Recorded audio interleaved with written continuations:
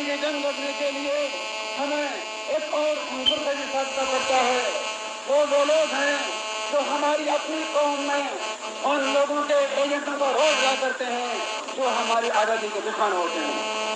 آپ کو اس غدار عنصر سے، آپ کو اس گماشتہ ٹولے سے، آپ کو اس بیرونی حاشیے برداروں سے خبردار رہنا چاہیے.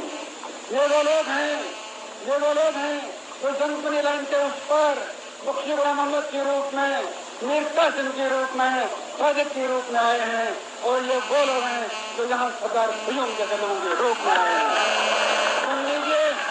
سن لیجیے ہماری جنگ اور اس حکمران ٹولے سے ہے، چاہے وہ آزاد کشمیر میں ہے، چاہے وہ مقبوضہ کشمیر میں ہے، جو ہماری آزادی کی جنگ اور رکاوٹ کھڑی کرتا ہے.